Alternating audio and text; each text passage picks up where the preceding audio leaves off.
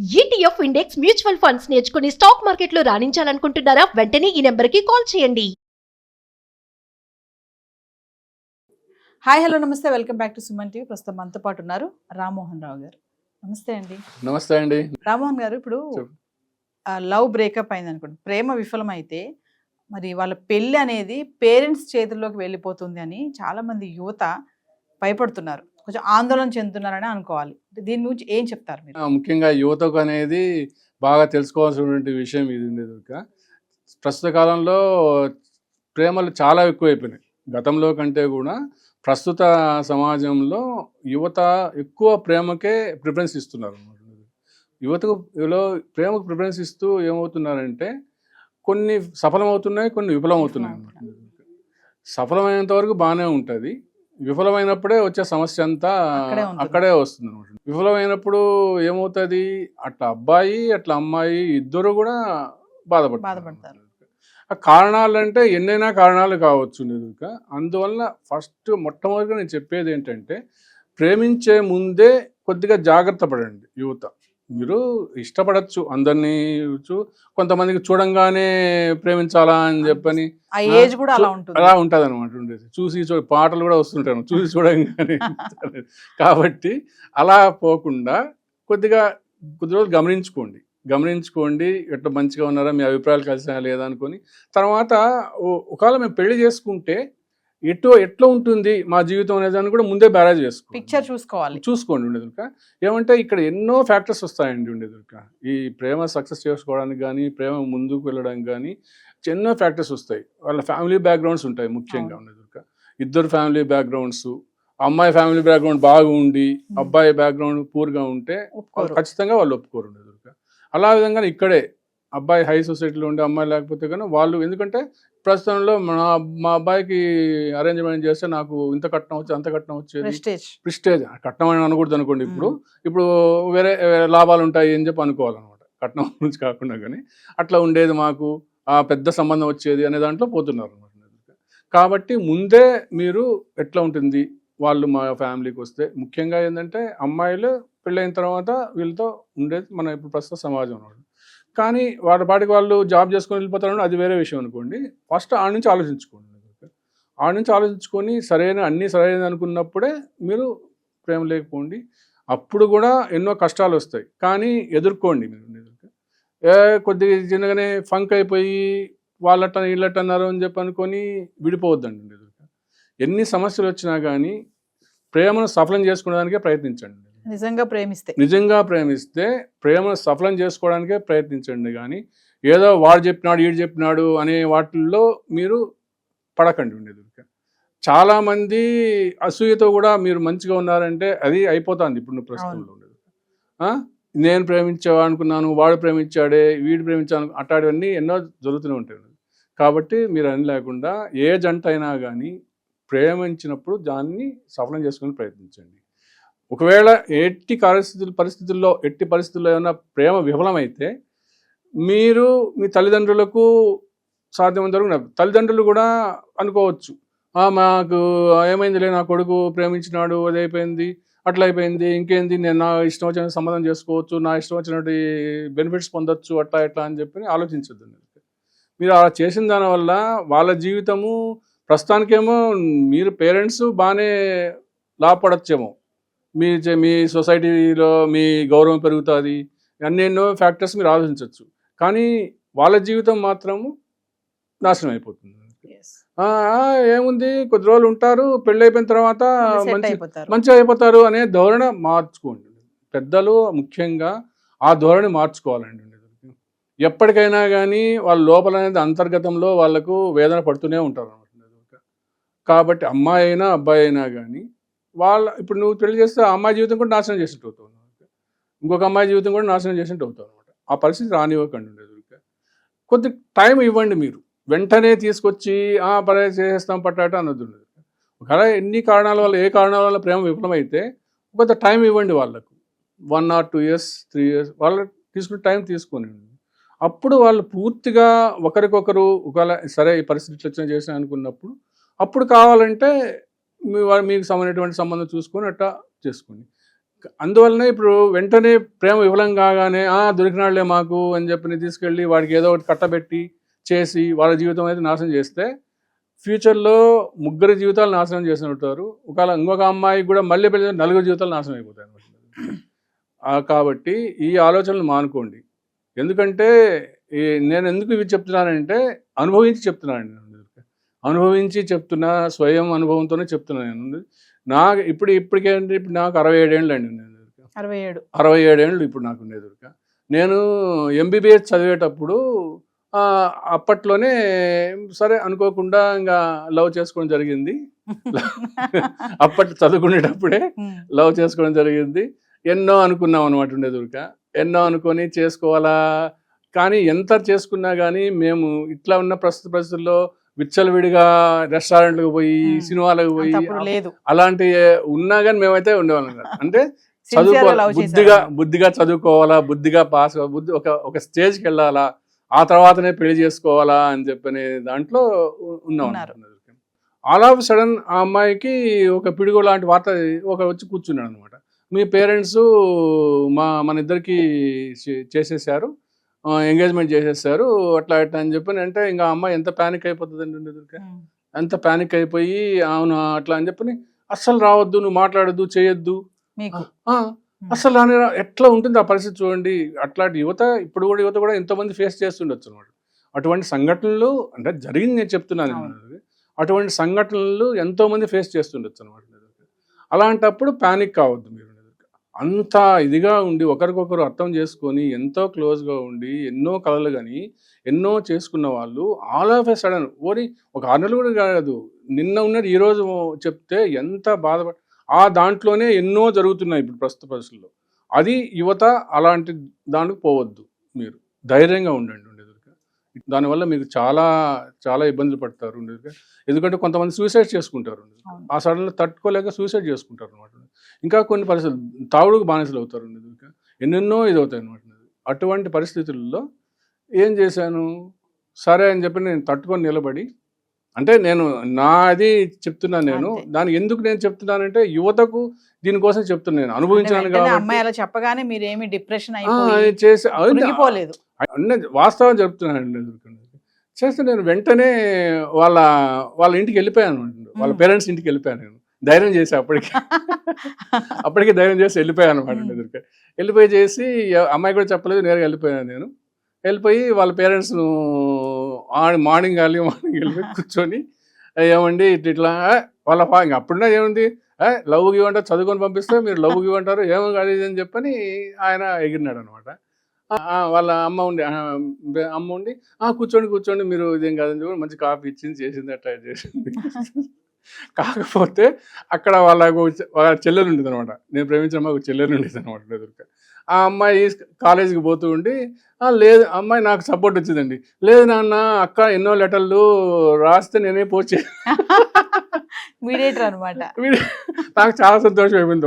ఇప్పుడు కూడా నాకు సపోర్ట్ వచ్చారు అని చెప్పాను. సరే అయిపోయింది.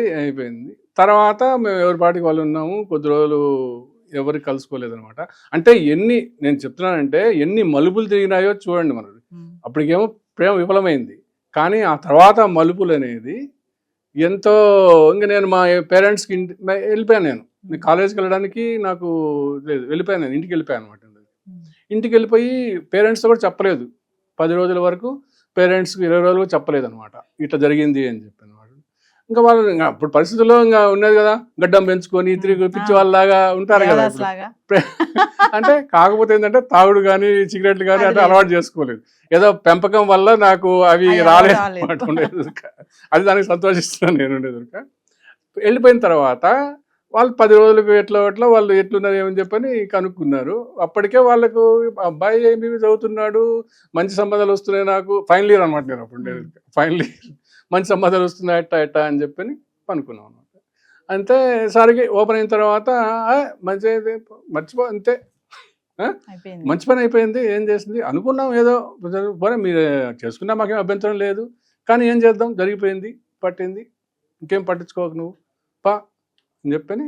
నాకేంటి అప్పట్లో ఈ అమ్మాయి కంటే అందమైన అమ్మాయిని పెళ్లి చేసుకోవాలా, నన్ను వాళ్ళు ఎవరో వచ్చారని చెప్పని నన్ను కాదని చెప్పని వెళ్ళిపోయిందే, ఈ అమ్మాయి కంటే మంచి అమ్మాయిని పెళ్లి చేసుకోవాలా అని చెప్పి సరే వెళ్ళండి ఎతకంటే నేనే చెప్పాను. వెతకండి ఫిక్స్ చేశారన్నారు కదా వాళ్ళ పేరెంట్స్ ఏదో చేశారు కదా నన్ను కాదని చెప్పింది అని చెప్పానని వాళ్ళు ఇదే ఛాన్స్ అని చెప్పని మొత్తం తిరగడం మొదలు పెట్టారనమాట. మొత్తం అప్పుడు కంబైండ్ ఆంధ్రప్రదేశ్ కదా, అన్ని చోట్ల తిరిగినారు. ఓ 10 రోజులు తిరిగినారు, ఏది తిరిగినారు, ఎంత అయిపోయింది. ఆఖరికి అట్టాయిడ్ చేసుకొని మాది ఎక్కువ అంటే మా కడప దగ్గర అండి మాది. అక్కడ నుంచి ఇదేదంతా తిరుగుతా ఉన్నాం అనమాట. లాస్ట్ హైదరాబాద్కి వచ్చాం అనమాట. మా దాంట్లో చదువుకున్న వాళ్ళు తక్కువ ఉంటారు అనమాట. అప్పట్లోనే 30 ఏళ్ళ కింద తక్కువ ఉంటే దాంట్లో ఒక తెలిసిన వాళ్ళని అడిగితే మీకు అంటే మా క్యాస్ట్ చేయాలని చెప్పి అది మాది ఇంటర్ క్యాస్ట్ అండి, అది చెప్పడం మర్చిపోయారు. మేము ప్రేమించుకున్న వాళ్ళు ఇంటర్ క్యాస్ట్ అనమాట.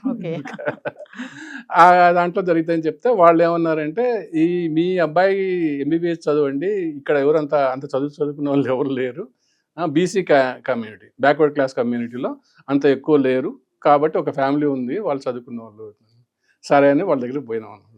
వాళ్ళ దగ్గరికి పోతే వాళ్ళు మంచిగా రివ్యూ చేసుకొని చేసి ఉందండి ఒక డాక్టరు ఉంది, ఆమె హోమియో డాక్టరు, కానీ జాబ్ చేస్తుంది, అప్పటికే జాబ్ చేస్తుంది. జాబ్ చేస్తుంటే నేను చదువుకుంటున్నా, అమ్మాయి జాబ్ చేస్తుంది, ఎట్లా అని చెప్పని సరే చూద్దాము అని చెప్పి వాళ్ళ ఇంకో చెల్లెలు ఉంది చేద్దామని చెప్తే సరే కాదన్నారు. ఆ తర్వాత కొద్ది రోజులు గట్రా జరిగిందనమాట. జరిగిన తర్వాత ఆ అమ్మాయిని 5 ఏళ్ళు పెద్ద ఉంటుంది మీ అబ్బాయి కంటే అన్నారు. జాబ్ 5 ఏళ్ళు కాదు 10 ఏళ్ళు పెద్ద అనమాట.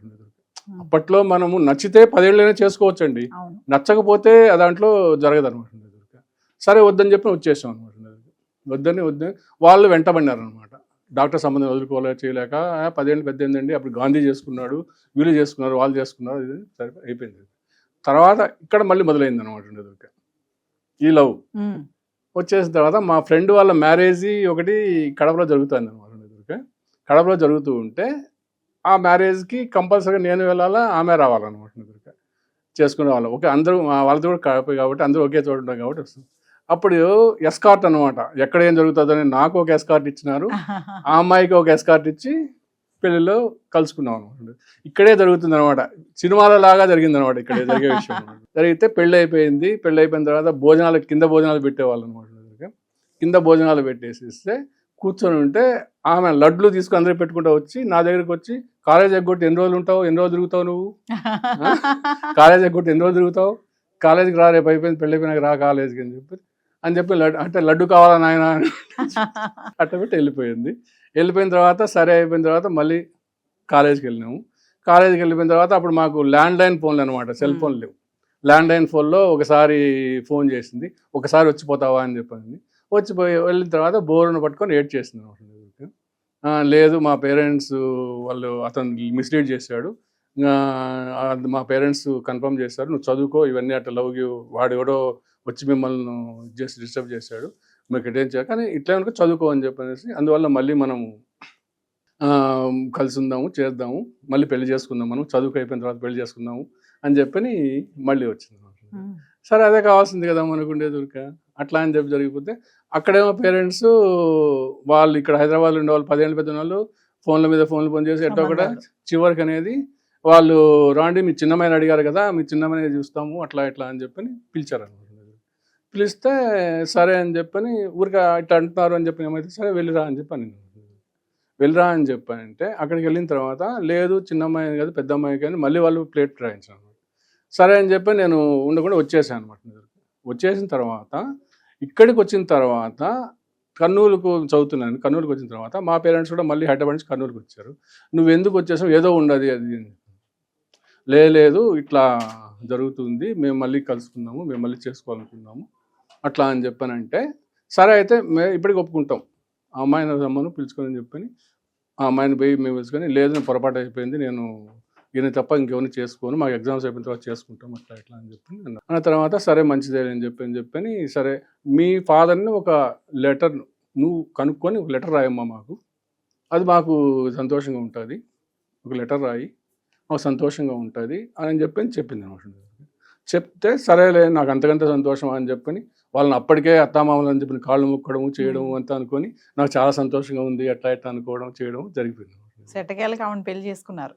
చెప్తా ఇంకా అప్పుడేం కాదు ఉండేది ఊరిక, పెళ్లి చేసుకునేది కాదు, ఇంకా ఉన్నాయి దాంట్లో ఎన్నో టిస్టులు ఉన్నాయి, అన్ని మధ్యలో నేను స్కిప్ చేశాను నేను ఉండేది. వెళ్ళిపోయి 1 వీక్లో లెటర్ రాయమ్మా, మీరు అట్లా చదువుకున్న తర్వాత అంత అయిపోయిన తర్వాత మేము దగ్గర ఉండి చేస్తాంలేండి అది అని చెప్పి వెళ్ళిపోయారు. వెళ్ళిపోతే తనేమో వాళ్ళ ఇంటికి వెళ్ళింది. ఇంటికి వెళ్ళిన తర్వాత వాళ్ళ ఫాదరు వాళ్ళంతా లేదు ఖచ్చితంగా లేదు, నువ్వు చేసుకుంటే నేను చచ్చిపోతా, ఆ తర్వాత నేను ఉరేసుకొని చచ్చిపోతా, ఆ తర్వాత కావాలంటే నువ్వు చేసుకో, పట్టుకో అట్లా ఇట్లా అని చెప్పి చెప్పడం జరిగింది. సరే వాళ్ళ అమ్మని పిలుచుకొని వచ్చినాం. నా దగ్గరికి పిలుచుకొని వచ్చి లేదులే బాబు మీరు చదువుకోండి, చదువుకున్న తర్వాత ఇంకా మిగతా 2 ఆడపిల్లలు పెళ్లి చేయాలా, నేను చేసిన తర్వాత మళ్ళీ ఆ తర్వాత మిమ్మల్ని నెమ్మదిగా ఆయన కన్విన్స్ చేసి మీ ఇద్దరికి చేస్తాలేండి అట్లా ఇట్లా అని చెప్పేది.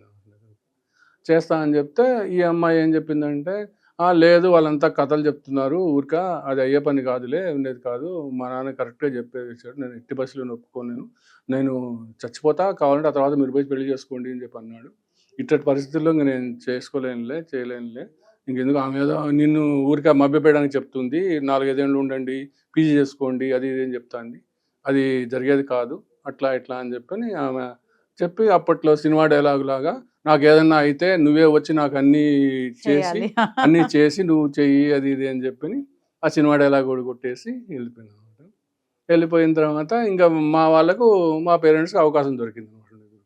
ఇంకా 2వ అవకాశం ఇచ్చినా కానీ ఇది చేయలేదు, ఆ అవకాశాన్ని కూడా చేసుకోలేదు. ఇంకా ఎన్నిసార్లు అని ఉంటావు, ఇంకా మేము చెప్పినట్టు వినేసేసేసి పెద్ద నాకంటే 10 ఏళ్ళు పెద్ద అన్న వాళ్ళనే ఒప్పుకోను వద్దు అని అంటే లేదు. ఎందుకంటే పేరెంట్స్కి ఏం ఆలోచించారు, ఓహో వాళ్ళది మంచి సంబంధము, ఇంకా మాకు ఒక 2-3 చెల్లెళ్ళు ఉన్నారు పెళ్లి కావాల్సిన వాళ్ళకు 2 తమ్ముళ్ళు ఉన్నారనమాట. అంటే మా ప్రబోధులు ఉన్న వాళ్ళు మా ఫాదర్ని ఏం పెట్టారంటే మీ అబ్బాయి చేసుకున్నాడు అనుకో 10 ఏళ్ళు అట్ట అయితే ఏముంది, ఇంకా మా 2 తమ్ముళ్ళని మీ 2 కూతుర్ని ఇచ్చేస్తాను, హైదరాబాద్ నవాబుని చేసేస్తాను మీ కొడుకును అని చెప్పని వాళ్ళ పెద్దన్న ఉండేవాడు అనమాట.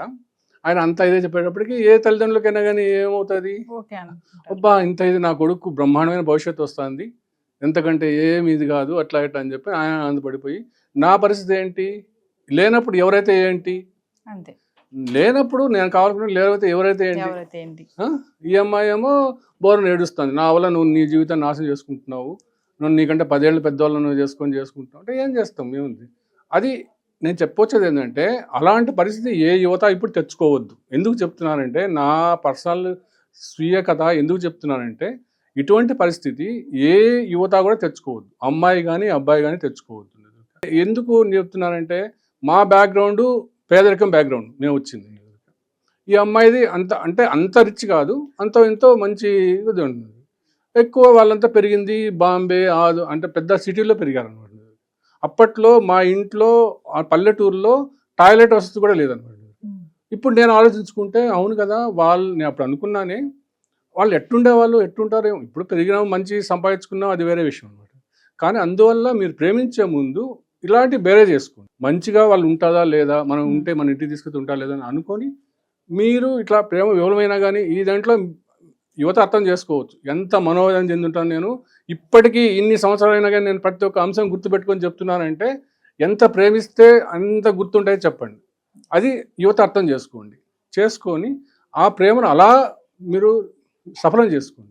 విఫలమైనా కానీ ఎలాంటి చెడు అలవాట్లకు బానిస అవ్వద్దు. జీవితం చాలా పెద్దది, చదువుకోండి. నేను అట్లనే దాన్ని పక్కన పెట్టేసుకుని నా MBA చదువుకున్నాను, నేను సర్వీస్ చేశాను, సర్వీస్లో అన్నీ చూశాను, నేను అత్యున్నత స్థాయికి పోయాను. నేను ఓ పక్క గుర్తు పెట్టుకుంటే అట్టుంది. మీరు కూడా మీ జీవితాన్ని అలా మంచుకోండి అని చెప్పి యువతకు సందేశం ఇస్తున్నాను.